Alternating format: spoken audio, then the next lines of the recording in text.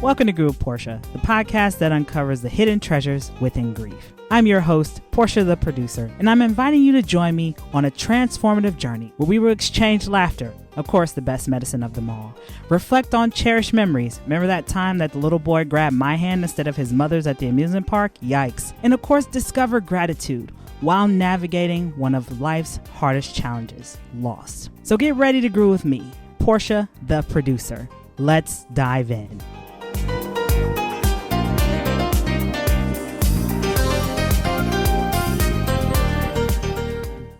Listeners, welcome back to Groove Portia. I am your host and face, Portia the producer. And before we begin, as always, don't forget to like, share, and subscribe to keep up with the latest and greatest of all Groove with Portia. So today, you guys, I have the honor of being joined by who I will call a reinvention pioneer, who is on a mission to guide more women to a space of empowerment and fulfillment by rediscovering their professional purpose and also redefining success. So welcome, my good friend and founder of Annette Garsteck Career Consulting, Ms. Annette Garsteck herself. Hello, Annette. How you doing? Oh, Portia, thank you so much for having me. I'm doing great. Thanks. Awesome. Every day is great that ends in Y. And Annette, you always know I love to start off my conversations with gratitude. What are you grateful for today? I am grateful today that I woke up. A day above ground is always a really good day. And I'm super grateful for all of these tools that bring us together. My goodness, we can meet anybody on Zoom and have a relationship. I love that. And I'm super grateful for you and all of my other entrepreneur friends, because being a business owner is not an easy thing to do on your own. And nobody tells you in the beginning, but you really need to surround yourself with other like-minded people that keep you going, that tell you it's okay to fumble, that tell you they've been through the same thing and help you keep going. You know, Annette, I want you to elaborate more on that, because that leads right into our conversation, right? Because as entrepreneurs, there's several pits of grief that we fall into on the entrepreneurial journey. So Annette, can you share with our listeners how you are navigating, or in a sense, staying afloat with the different waves of grief that come from being a business owner, right? From shifting communities to maybe in the beginning not having a support net or that boat of support. So elaborate more on that for our audience. Sure. I think the change comes when you leave your corporate role. I was in corporate America for over 15 years. I worked for some really big companies. So working in corporate America has a support system built in for you, right? You have colleagues, you have peers, you have direct reports, you have vendors, you have customers. You're never really alone, and you get to work through things as a group because you work with other people. So that really shifted when I started my entrepreneurship journey, and I wasn't expecting it at all. So I started connecting virtually, of course, because I started my business officially right before the pandemic hit. And then I started connecting virtually with some really great groups here in Northeast Ohio over Facebook. And then those friendships have gone from the virtual world to the real world, like with you. And so the grief that was manifesting itself at that time was more like doubt. I kept asking myself, am I doing the right thing? How did I get here? What am I supposed to do next? What am I supposed to do at all? Right. And so those questions were hard. And then once I found a group of people to talk about it with, it was less jarring, less disorienting. And it was just part of, okay, I don't know what I'm doing because I haven't found exactly where I'm going. And then once I found my path, then it was a lot clearer to me what I should be doing. And knowing that self-doubt is okay. It just means you're growing and stretching, and I'm trying new things, and it's uncomfortable and it's weird, but that doesn't make it wrong. And it doesn't mean that it's not for me.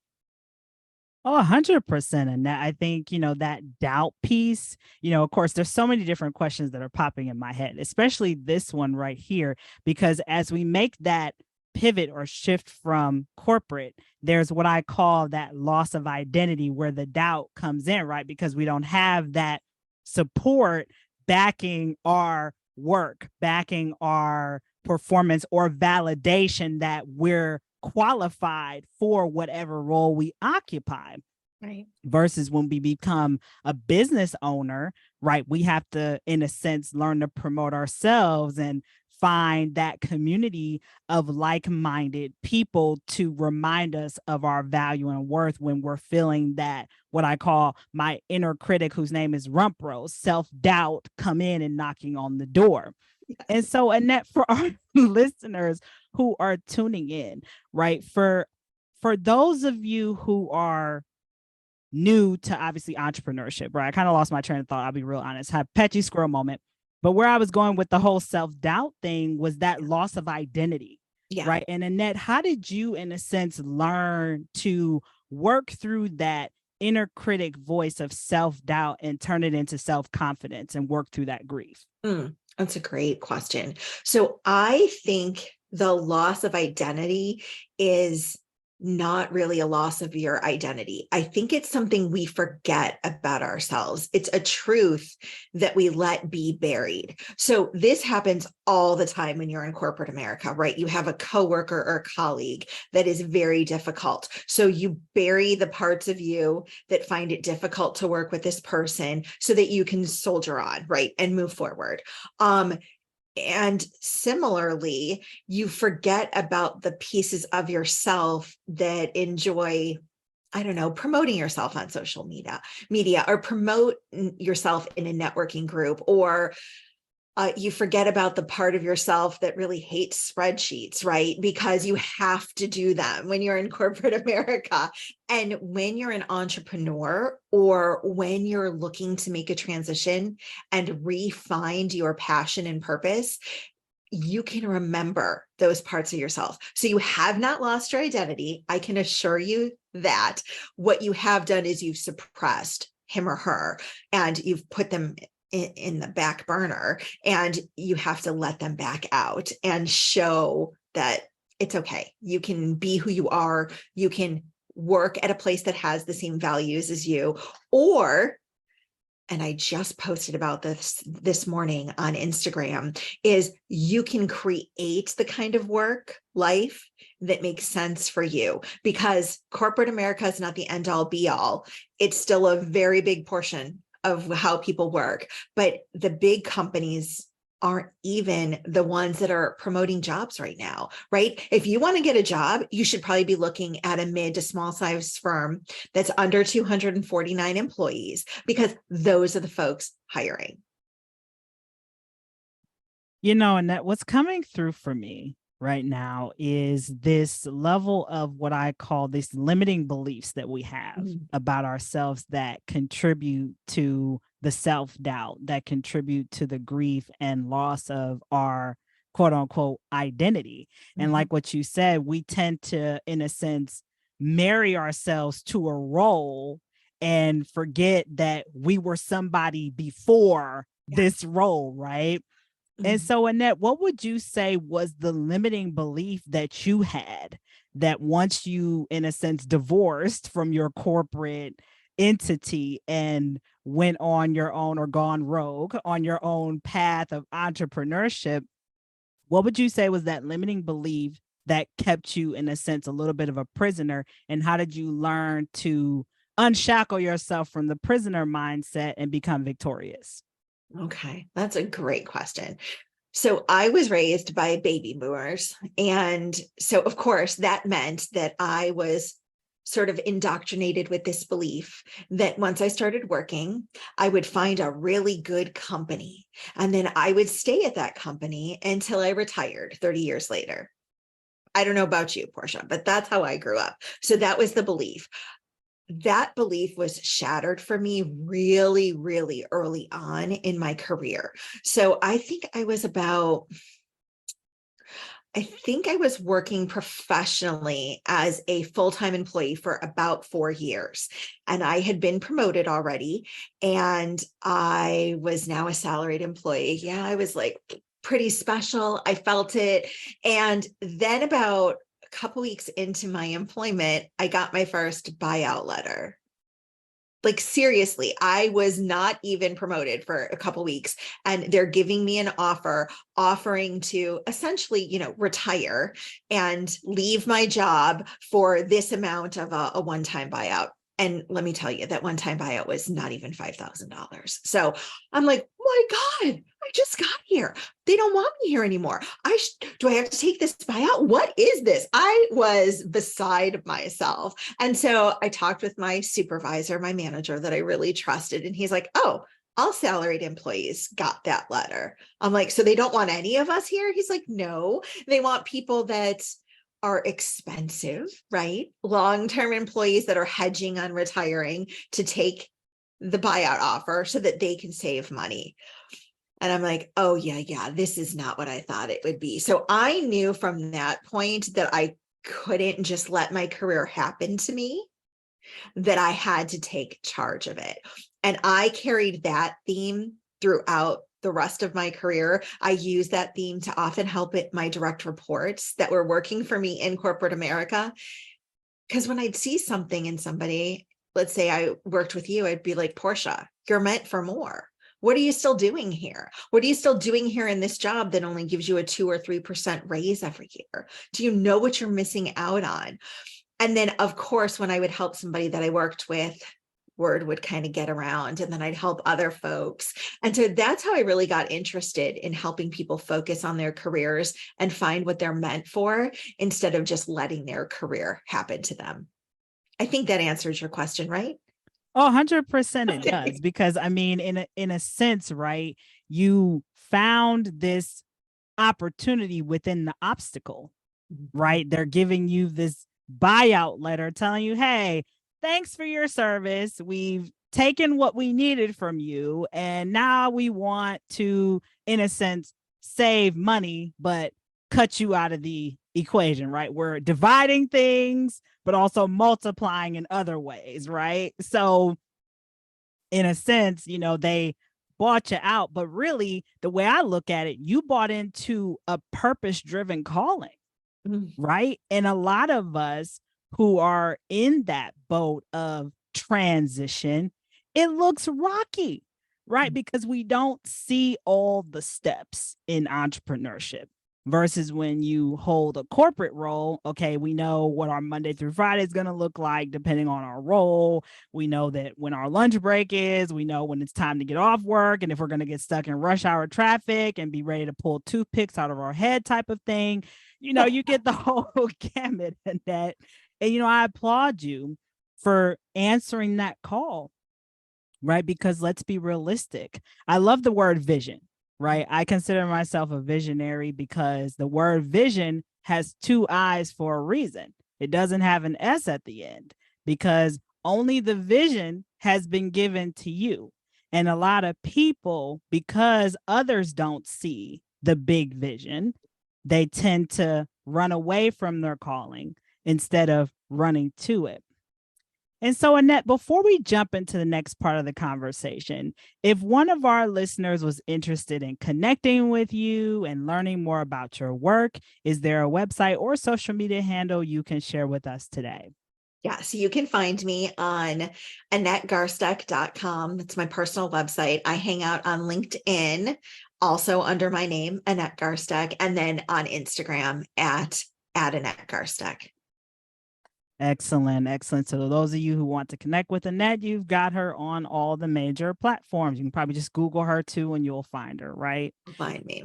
Annette, one of the things that I love about you is that through all the odds, you manage to find an opportunity, and you also help your clients to see the opportunity within the obstacle of them navigating this new world of job seeking, careers, redefining success and purpose. And as we both know, grief brings a wave of emotions, right? And let's be realistic. When you were talking about this buyout letter, I'm thinking about all the emotions you're going through, like, oh my God, how am I going to pay my bills? If I've got kids, how am I going to support them? Don't have grown kids that are in college or on their way to college, and you got to pay for prom and all the other things. And then don't be taking care of a sick parent in between that. So as we both know, grief brings a plethora of emotions. And for somebody who's seeking a new career, they're flooded with all of those things. So how can they really focus on their main goal when their attention span is stretched? So Annette, for our audience, how do you, in a sense, help your clients, right, identify their passions, their values, their strengths, and help them to align those with their next career path, considering that their focus is in so many different other areas because of the, in a sense, beginner's grief journey that they're about to embark on? Sure. And Portia, I dare to say that the grief has already been something a job seeker's been processing through. And the reason I say that is because something happened that let them know I can't stay here any longer. And there's a million different options for that, right? It could be that they are no longer working with their favorite leader, that their colleague has resigned, the project they're on has no more funding and it's being disbanded, and so is the team. A merger and an acquisition, often that's where people find themselves redundant. They were laid off, they were fired. I mean, there's a million reasons. So by the time I talk to somebody, if they're just in the beginning stages, realizing that something's off and they want to make a move, or they've already been made a move against them and they have to respond to it, the grief is already in process. So for our first meetings then sometimes go into verbally processing that, right? Because they've told their significant other, their best friend, but they haven't processed through it with a third party objective person. So I do a lot of listening. And sometimes I end up being in those meetings with my jaw, like right on my desk, like, that actually happened to you. A little bit of empathy goes into that. And then what we start to do is identify, because we already have identified what you don't want, right? The grief journey has made it crystal clear that you don't want X, Y, or Z. So now that we have that out of the way, we can check off that point. Now we can say, what do we want? What's important to you, Portia? What is it that you want to work on next? What's a part of you that you used to set aside at work and now you don't want to do that anymore? What arrangements are important for you? Do you want a hybrid arrangement, a remote arrangement? Do you want to go into the office? Because some people do have that they're an extrovert and they want to actually be with other people, and they've been lacking it for the past 3.5 years and they're ready to go back. So there's a lot of things to take into consideration, but we're already good because they already know what's happened to them and they have this great starting point. Sometimes what happens in the job search is they've been going at it alone for a little bit already. And that's where we have to bring it back in and say, okay, you've been going at it alone. You haven't been doing it wrong, but obviously it's not working as the way you imagine it to. So now we're going to optimize what you've been doing, redirect some points, and perfect the actions you're going to take to get the results that you want. You know, Annette, I'm glad that you hit on that, because in the very beginning, I know a lot of us are kind of forced into a stage of transition in our careers, right? Like what you mentioned, whether it's a buyout, you're on the verge of getting fired, you do get fired, you get laid off, maybe there's a medical situation, right? Yes. And it's hard for us to really see the positive in the situation when our focus is on all the things that are being lost, in a sense. Yes. Right. And so, Annette, for our audience who is tuning in, right, what's maybe a mantra that they can say to themselves every single day in the mirror when they're on this journey, right? Because I'm somebody who does write out my mantras every day and I recite them in the mirror for 21 days. I do that. Shout out to one of my good coaches who taught me that trick, because it's all about what we feed our mind, right? What we, what we surround ourselves. What is it? The saying of we're the average of the 5 people we surround ourselves with. Yes. And I also think that what we feed our mind is essential to our growth and development. So what would you say, Annette, is like your mantra or a mantra that they can say to themselves when they're in that boat of transition to transformation as they're embarking on their new career search? I love that. So I do have my clients think of their own mantras, but if they're at a loss for something, or they don't exactly have the confidence yet to give the mantra, I always like to say that you bring a unique value to whoever you interact with. So if I were to make that first person, if I were saying it to myself in the mirror as I'm doing my hair, I bring unique value to every person I interact with. And that alone makes you a person of value. That should really quiet your inner critic. I know yours is named Rump Roast. I don't name mine, but some days you have to say that to yourself, and you can say that at any time.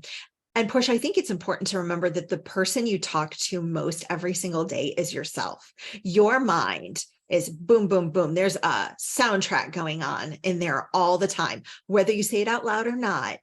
Your body, your brain, your heart is hearing it. So you want to make sure that you feel it with good things. And if you can stop yourself from the bad self-talk, notice it, and one of my coaches taught me this trick, right? Where you notice it, you write it down, and then you're able to let it go. You can just kiss it into the wind. Okay, I wrote it down. It's gone from my brain now. And it's that same process where if you make a to-do list, you write it down, you freed up the space in your brain, and now you don't have to think about it anymore because it's on the to-do list. And that's exactly the process you should use with your inner critics to stop it from jibber jabbering to you all day long. 100%. And then see, I tell mine to shut up. Like literally, sometimes if it's getting too much clatter in my head, or I'm like, just be quiet, I'll shout it sometimes. And Mr. Fletcher looks at me like, Mom, who are you talking to? It's not you, Mr. Fletcher. It's not you this time. You're being good. So definitely acknowledge it is what I recommend to our audience, and tell it to be quiet. Tell it to have a seat, because take a back seat. I'm doing me. Annette, what just came back for me is I remember what you just said in our previous question.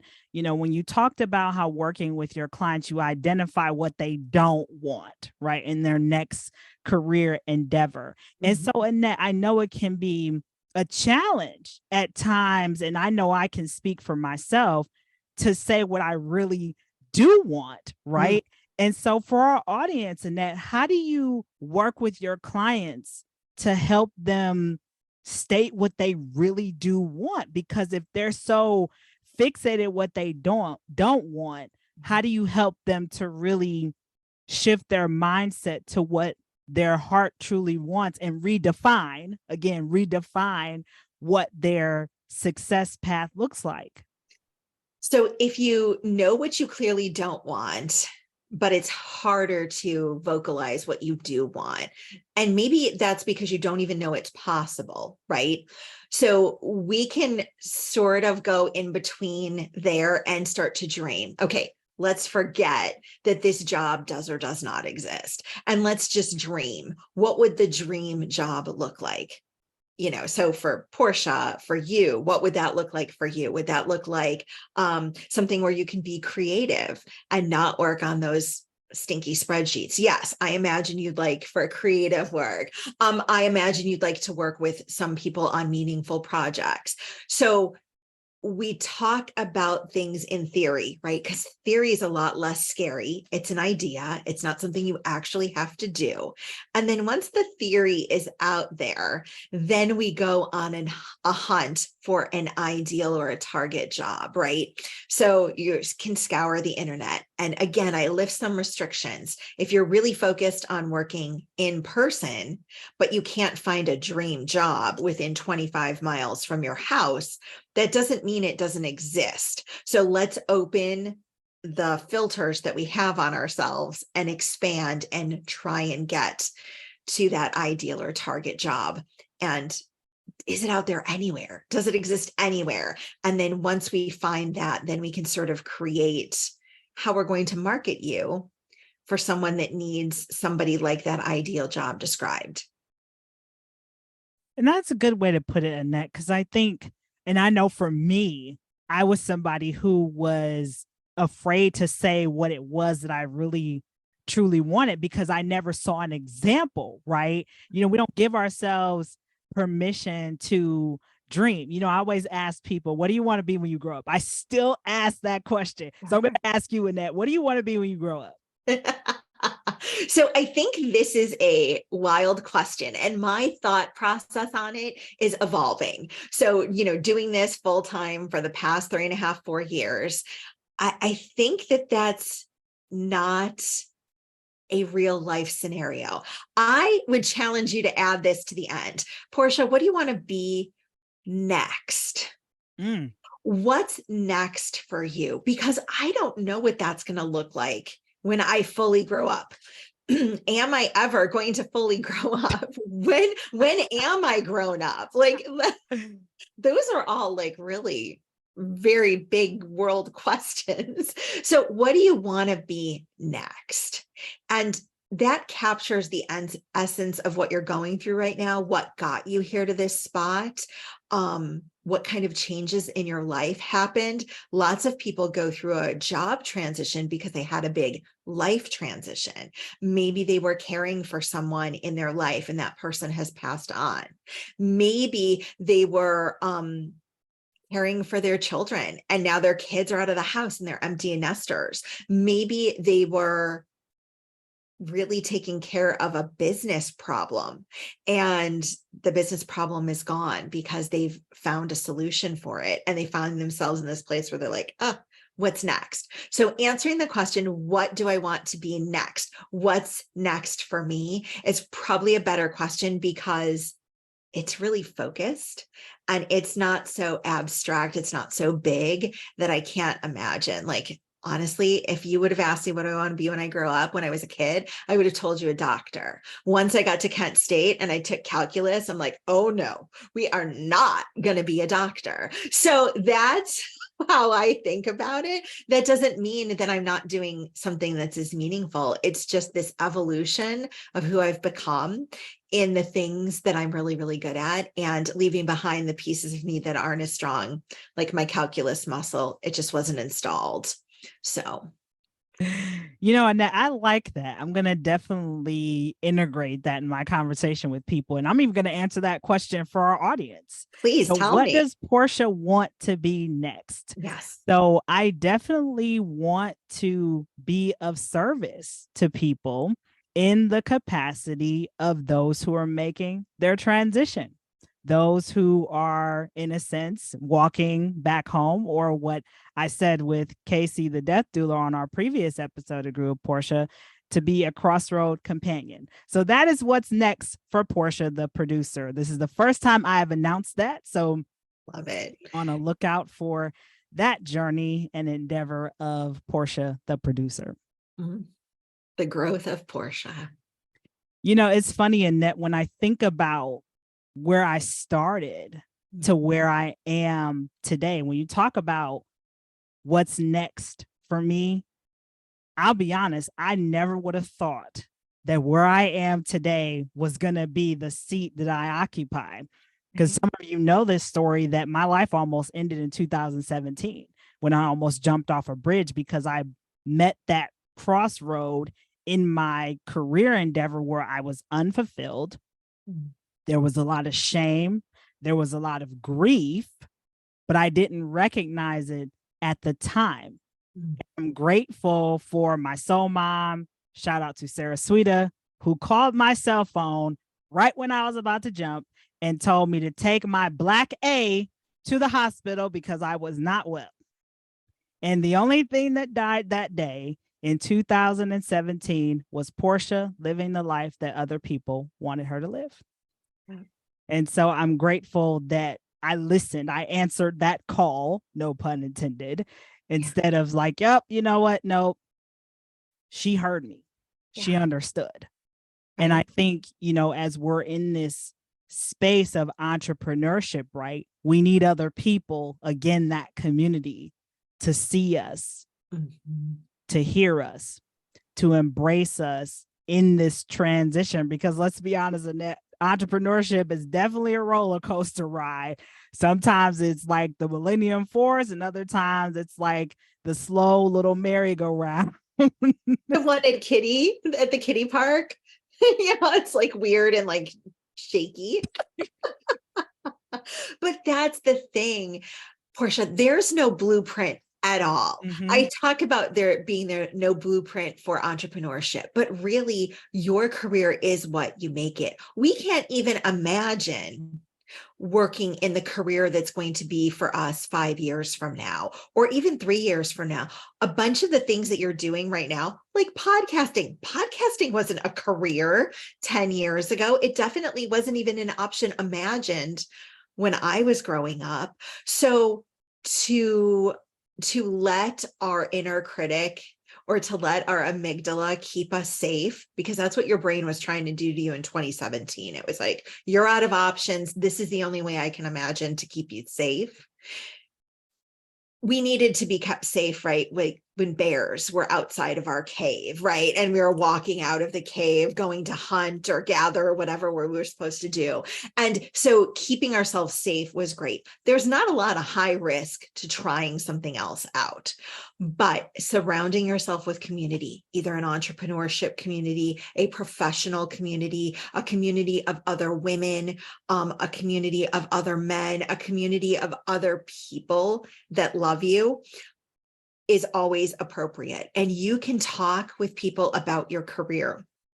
If you can't come to a career coach, you can build your own community. You need about a group of 5 people to get together and discuss issues. Like this happened to me in this meeting. Am I the crazy one? Those threads on Reddit start like that.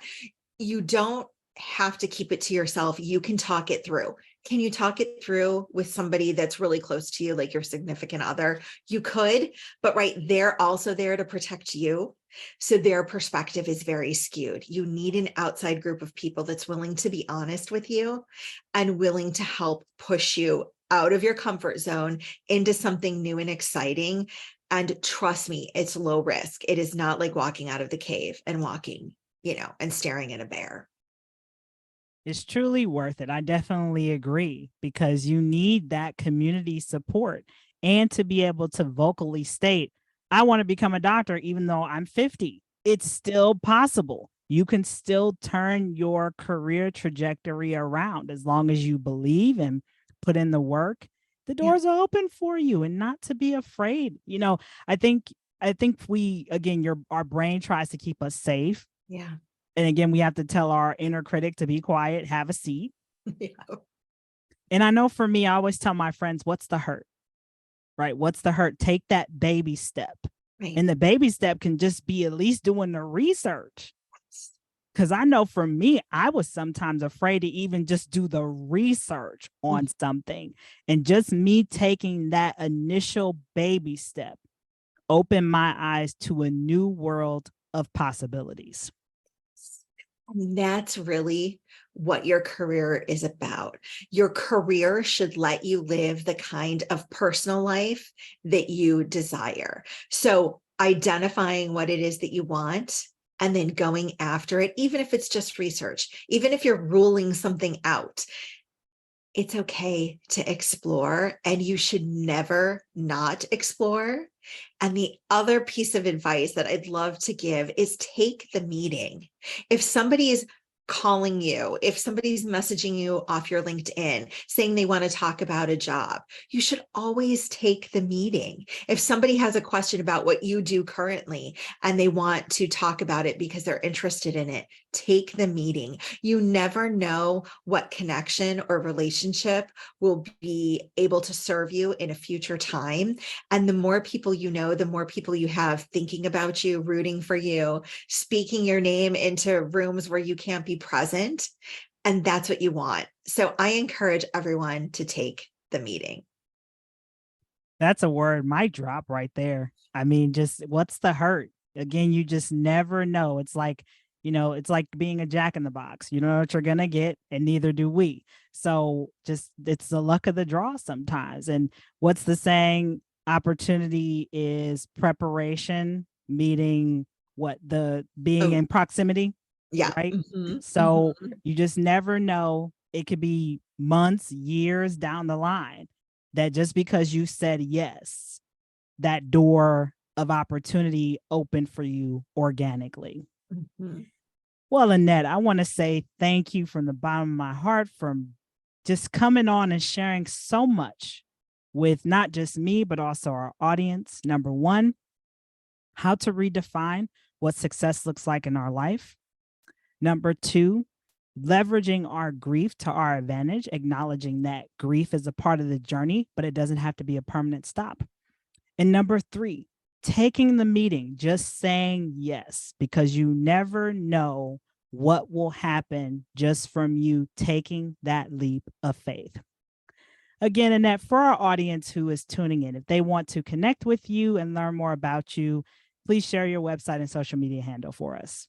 Absolutely. Come check me out at AnnetteGarsteck.com. It's just my name. And I'm also available to connect with you on LinkedIn and Instagram. Excellent, excellent. Well, everybody, that was our reinvention pioneer, Miss Annette Garsteck, that you heard from. And that concludes another episode of Grew with Portia, season number 2. Thanks for listening. Peace and hair grease, everybody. Thank you so much for tuning in to Grew with Portia. Remember to subscribe to my channel for the latest episodes. And of course, follow me on social media. You can follow me on Instagram at Portia the Producer. Anyway, guys, until we meet again, peace and hair grease.